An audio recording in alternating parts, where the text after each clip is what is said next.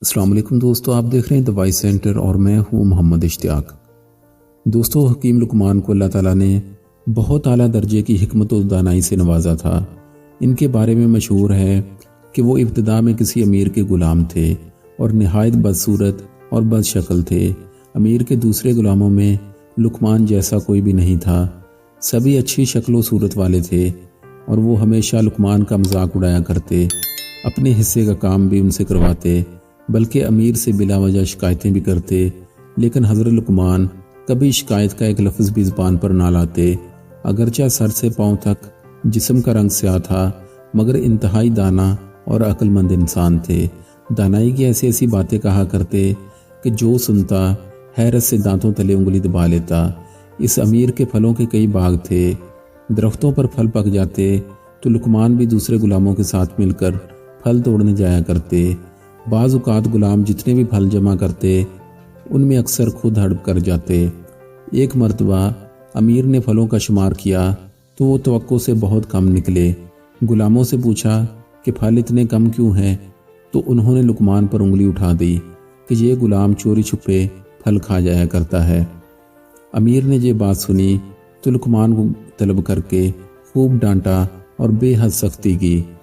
آخر لقمان نے کہا، اے آقا، یہ جھوٹ بولتے ہیں، میں نے آج تک امانت میں خیانت نہیں کی۔ بلا شبہ خدا کے ہاں بے ایمان شخص کی بخشش نہیں، لہٰذا مجھے برا بلا کہنے سے پہلے مناسب یہ ہے کہ آپ ان سب کا امتحان لو تاکہ آپ کو علم ہو جائے کہ کون بددیانت ہے۔ مالک نے پوچھا، کیسے امتحان لوں جس سے مجھے ملازموں کی بے ایمانی معلوم ہو جائے؟ تو حضرت لقمان نے فرمایا کہ اس کا طریقہ کار یہ ہے کہ سب غلاموں کو گرم پانی پلاؤ اور خود گھوڑے پر سوار ہو کر جنگل کی طرف چل پڑو۔ غلاموں کو حکم دو کہ گھوڑے کے ساتھ ساتھ دوڑیں، خدا نے چاہا تو سب بید کھل جائیں گے کہ میں سچ کہتا ہوں کہ جھوٹ۔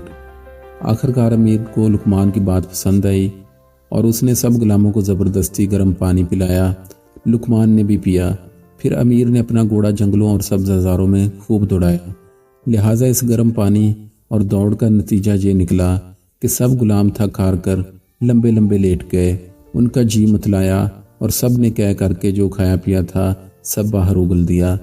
تو لقمان نے جو کہہ کی وہ بالکل صاف تھی اور دوسروں کے میدوں سے پھلوں کے ٹکڑے برآمد ہوئے۔